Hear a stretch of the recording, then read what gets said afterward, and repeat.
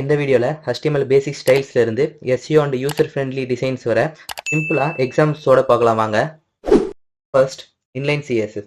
HTML டேக்குள்ள டைரக்டா style add பண்றது தான் இன்லைன் CSS. எக்ஸாம்பிள் கோடு நான் உங்களுக்கு ஷோ பண்றேன் இப்போ.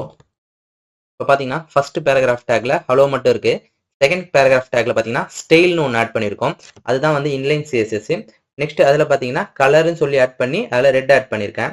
இப்போ நார்மலா பேராகிராஃப் டேக்ல போட்டதுக்கும் ஸ்டைல் யூஸ் பண்ணி போட்டதுக்கும் எப்படி இருக்கு டிஃபரன்ஸ் பார்க்கலாம் வாங்க. அவுட்புட் போயிட்டு நான் உங்களுக்கு ரீஃப்ரெஷ் பண்ணி காமிக்கிறேன். இப்போ பாத்தீங்கன்னா ஃபர்ஸ்ட் இது நார்மலா பிளாக்ல வந்திருக்கு, செகண்ட் இது வந்து ரெட்ல வந்திருக்கு. உங்களுக்கு வேற கலர்ஸ் என்ன சேஞ்ச் பண்ணணும்னா நீங்க இங்க வந்து ஜஸ்ட் டைப் பண்ணிக்கோங்க உங்களுக்கு பிடிச்ச கலரை. ஜஸ்ட் நீங்க இதுல போய் பாத்தீங்கன்னா இங்க கிரீனா வந்து சேஞ்ச் ஆயிடுச்சு. இப்போ இது வந்து குயிக்கா சேஞ்ச் பண்ண யூஸ் ஆகும், பட் பெரிய ப்ராஜெக்ட்டுக்கு வந்து இப்படி யூஸ் பண்ணக்கூடாது. நெக்ஸ்ட் பாத்தீங்கன்னா டெக்ஸ்ட் ஸ்டைலிங். டெக்ஸ்டோட லுக்கு, அதாவது கலரு, சைஸ், பொசிஷன் வந்து சேஞ்ச் பண்றதுக்கு இது யூஸ் ஆகுது.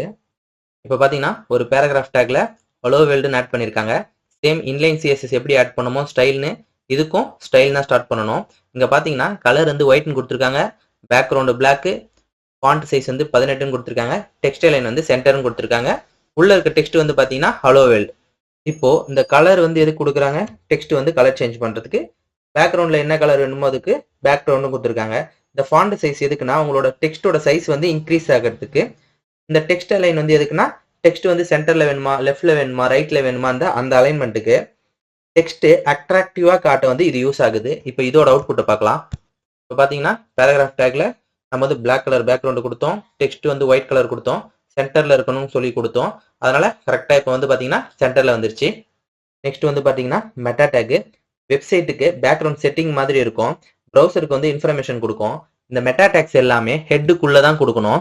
இதுல கேஷ் செட்னு சொல்லிட்டு ஒன்று இருக்கு பாத்தீங்களா, இது என்னன்னா தமிழ் அப்புறம் வந்து எமோஜி வந்து கரெக்டா ஷோ பண்ண யூஸ் ஆகும். இதுல வியூ போர்ட்னு இருக்கு பாத்தீங்களா, இது வந்து என்னன்னா மொபைல் ஸ்கிரீனுக்கு வந்து ஃபிட்டா இருக்கும். அதாவது பாத்தீங்கன்னா ரெஸ்பான்சிவ்னு சொல்லுவாங்க. இது வந்து நம்ம CSS வந்து பார்க்கும்போது இந்த வியூ போர்ட் வந்து எப்படி யூஸ் ஆகுது, மெட்டா டேக் எப்படி யூஸ் ஆகுதுன்றத கிளியரா பார்க்கலாம். இந்த ரெண்டு டேக் வந்து பாத்தீங்கன்னா ரொம்ப இம்பார்ட்டன்ட். இந்த ரெண்டு டேக் வந்து எல்லா வெப்சைட்லயும் வந்து கண்டிப்பா இருக்கணும். இது இல்லைன்னா lay out and text issue வந்து கண்டிப்பா வரும். வெப்சைட்டை ப்ராப்பரா டிஸ்பிளே ஆக வந்து இது ஹெல்ப் பண்ணுது. நெக்ஸ்ட் வந்து பாத்தீங்கன்னா HTML என்டிட்டிஸ். ஸ்பெஷல் கேரக்டர்ஸை டிஸ்பிளே பண்ண யூஸ் ஆகுது. எக்ஸாம்பிள் பாத்தீங்கன்னா இந்த சிம்பிள்ஸ்லாம் இருக்கு பாத்தீங்களா, அதுதான் இதுதான் HTML என்டிட்டிஸ்னு சொல்லுவோம். சிம்பிள்ஸ் அண்ட் HTML டேக்ஸ் டெக்ஸ்டா ஷோ பண்ண இது வந்து யூஸ் ஆகுது. இப்போ பாத்தீங்கன்னா 2026ன்னு இருக்கு, இங்க வந்து காப்பின்னு இருக்கு. இந்த என்டிட்டி வந்து எப்படி வருதுன்னு சொல்லிட்டு நான் உங்களுக்கு காமிக்கிறேன். இப்போ பாத்தீங்கன்னா இந்த சீன் சொல்லிட்டு வருது பாத்தீங்களா, இதெல்லாம் வந்து பாத்தீங்கன்னா நம்மளோட கீபோர்ட்ஸ்ல இருக்காது. ஸோ அதனால வந்து இது வந்து என்டிட்டிஸா யூஸ் பண்ணுவாங்க. எக்ஸாம்பிளுக்கு நீங்க W3 ஸ்கூல்ஸ்ல போயிட்டு என்டிட்டிஸ்ன்னு சொல்லிட்டு ஒரு செக்ஷன் இருக்கும், அதுல பாத்தீங்கன்னா அவ்வளோ என்டிட்டிஸோட கோட் கொடுத்துருப்பாங்க. நீங்க ஜஸ்ட் ஒன் டைம் வந்து விசிட் பண்ணுங்க. நெக்ஸ்ட் பாத்தீங்கன்னா CSS அண்ட் JS ஓட லிங்க். இது வந்து பிகினருக்கு ரொம்ப important. External CSS and JSS ஃபைலை வந்து கனெக்ட் பண்றதுக்கு வந்து இந்த CSS JS வந்து லிங்க் வந்து யூஸ் ஆகுது. இப்போ பாத்தீங்கன்னா நான் H3ல ஹலோன்னு சொல்லிட்டு ஒரு வேர்டு வந்து கொடுத்துருக்கேன். இது வந்து நார்மலா இப்போ நீங்க அவுட்புட் பாத்தீங்கன்னா நார்மலா வந்து டிஸ்பிளே ஆகும். இப்போ நான் வந்து இது ஒரு கலரிங் கொடுக்க போறேன். அதாவது இது வந்து இன்லைன் CSS. இப்போ நம்ம என்ன பண்ண போறோம்னா ஒரு CSS ஃபைல் கிரியேட் பண்ணி அதுல வந்து நம்ம வந்து கலரிங் வந்து கொடுக்க போறோம், அதாவது ஸ்டைல்ஸ் வந்து கொடுக்க போறோம். இப்போ பாத்தீங்கன்னா நம்ம வந்து எக்ஸ்டர்னல் CSS வந்து கிரியேட் பண்ணணும். அது எப்படி கிரியேட் பண்றதுன்னு பார்க்கலாம். அந்த ஃபைலை இங்க index.html சொல்லிட்டு ஒரு HTML ஃபைல் இருக்கு. இதே போல வெப்சைட் இந்த ஃபோல்டர்ல நம்ம என்ன பண்ணணும்னா நியூ ஃபைலை கிளிக் பண்ணி இந்த இடத்துல style.css சொல்லிட்டு கொடுக்கணும். HTMLக்கு வந்து .html கொடுக்கணும், CSSக்கு வந்து .css கொடுக்கணும். இப்போ பாத்தீங்கன்னா இங்க இண்டெக்ஸ் போனீங்கன்னு வச்சுக்கோங்களேன், இந்த டைட்டில் கீழே லிங்க்னு டைப் பண்ணி என்டர் பண்ணுங்க. இப்போ வந்து பாத்தீங்கன்னா இங்க RELல ஸ்டைல் ஷீட்னு சொல்லிட்டு வந்திருக்கு. இந்த href என்னன்னா லிங்க் பண்றது. நம்ம இதுக்கு முன்னாடி ஆங்கர் டேக்ல பார்த்துருப்போம். ஸோ அது A போட்டு href கொடுப்போம். இது வந்து லிங்க்ன்றதால நம்ம முன்னாடியே லிங்க்னு வந்துருச்சு, இங்க வந்து href டேக் வந்துருச்சு. இப்போ நம்ம லிங்க் பண்ண போற ஃபைல் நேம் என்னன்னா style.css. இப்போ அதை இங்க டைப் பண்ணிக்கோங்க, style.css. இங்க பாத்தீங்கன்னா H3ல ஹலோன்னு சொல்லிட்டு இருக்கு. நம்ம வேற எந்த H3யுமே கொடுக்காததால நான் வந்து இப்போ வந்து என்ன பண்றேன்னா இந்த ஸ்டைல்ல போயிட்டு H3க்கு மட்டும் H3ன்னு சொல்லிட்டு டைப் பண்ணிக்கோங்க. H3ன்னு டைப் பண்ணிட்டு கர்லி பிரேஸ் ஓபன் பண்ணி க்ளோஸ் பண்ணிக்கோங்க. ஓப்பன் பண்ணிட்டு இந்த இண்டெக்ஸில் என்னென்ன ஸ்டைல் இருக்கோ இதை நான் ஜஸ்ட் சும்மா உங்களுக்கு காப்பி பண்ணுறேன். உங்களுக்கு வேணுன்றதை நீங்கள் காப்பி பண்ணிக்கோங்க. பேஸ்ட் பண்ணிவிடுங்க. இப்போ பேஸ்ட் பண்ணிவிட்டு ஜஸ்ட்டு வெப்பேஜில் போய் பார்த்தீங்கன்னா சேம் அங்கே என்ன கொடுத்தோமோ இது இன்லைனில் கொடுத்தது ஹலோ வேர்ல்டுக்கு. இது வந்து பார்த்தீங்கன்னா எக்ஸ்டர்னல் சிஎஸ்எஸ்ல கொடுக்கறது. இப்போ எக்ஸாம்பிளுக்கு நான் உங்களுக்கு கலர் சேஞ்ச் பண்ணி காமிக்கிறேன். இது ஒயிட்டே இருக்கட்டும். ஃபாண்ட் சைஸ் வந்து ஜஸ்ட் ஒரு 25 கொடுக்குறேன். அப்போ தான் உங்களுக்கு டிஃப்ரென்ஸ் தெரியும். இப்போ பாருங்கள், எக்ஸ்டர்னல் சிஎஸ்எஸ்க்கு தனியாக நம்ம H3க்கு மட்டும் கொடுத்துருந்தோம். நான் ஏன் அங்கே H3க்கு மட்டும் கொடுத்துருந்தேன்னா, இப்போ நான் எக்ஸாம்பிளுக்கு இங்கே H4 கொடுத்துருந்தேன்னா எத்தனை H4 இருக்குன்னு பாருங்க. அத்தனை H4க்கு மாறிடும். அப்போ நான் உங்களுக்கு அதையும் காமிக்கிறேன். இங்கே H3ன்னு இருக்குங்களா, அந்த இடத்துல 3 எடுத்துட்டு நான் 4ன்னு கொடுக்குறேன். இப்போ பாருங்க, எந்த இடத்துலலாம் H4 இருக்கோ அது எல்லாத்துக்குமே பார்த்தீங்கன்னா இதே மாதிரி எல்லாத்துக்குமே ஆட் ஆகிடும். பேக்ரவுண்ட் கலர் அந்த நம்ம கொடுத்தோம் இல்லைங்களா ஸ்டைலு, அது எல்லாமே ஆட் ஆகிடும். ஸோ அதனால தான் நம்ம வந்து கரெக்டாக H3 சொல்லிட்டு நான் கொடுத்தேன். இதை வந்து நம்ம சிஎஸ்எஸ் பார்க்கும்போது நம்ம கிளியராக பார்க்கலாம். அப்போ உங்களுக்கு ரொம்ப ஈஸியாக புரியும். இப்படி தான் நீங்கள் வந்து ஒரு சிஎஸ்எஸ் ஃபைலை வந்து கிரியேட் பண்ணணும். இப்போ நெக்ஸ்ட் என்னன்னா, ஜாவா ஸ்கிரிப்ட் ஃபைலை எப்படி கிரியேட் பண்ணுறதுன்னு பார்க்கலாம். ஜாவா ஸ்கிரிப்ட் ஃபைலை வந்து பாடிக்கு மேலே தான் கொடுக்கணும். அதுக்கு நீங்கள் ஜஸ்ட் ஸ்கிரிப்ட்னு டைப் பண்ணி டேப் பண்ணிங்கன்னா உங்களுக்கு ஜாவா ஸ்கிரிப்டோட டேக் வந்து ஓப்பன் ஆகி க்ளோஸ் ஆகிடும். இந்த ஜாவா ஸ்கிரிப்ட் டேக்லாம் எதுக்கு யூஸ் ஆகுதுன்னா, இப்போ பட்டன்லாம் நம்ம சப்மிட் பண்ணுறோம் இல்லைங்களா, ஃபார்ம்லாம் போய் டேட்டா பேஸில் சேவ் ஆகிறதுக்காக அந்த மாதிரி ஆக்ஷன்ஸ் நடக்குது பாருங்க, அதுக்கு தான் இந்த ஸ்கிரிப்ட்ன்ற டேக் வந்து யூஸ் பண்ணுறாங்க. சேம் சிஎஸ்எஸ் ஃபைல் எப்படி கிரியேட் பண்ணீங்களோ அதே மாதிரி தான் ஜாவா ஸ்கிரிப்ட் ஃபைலும் கிரியேட் பண்ணணும். இப்போ வெப்சைட் ஃபோல்டருக்குள்ள நியூ ஃபோல்டர் கிளிக் பண்ணிக்கோங்க. அங்கே என்ன பண்ணுங்க, நான் இப்போ வந்து ஃபைல் நேம் கொடுக்குறேன்.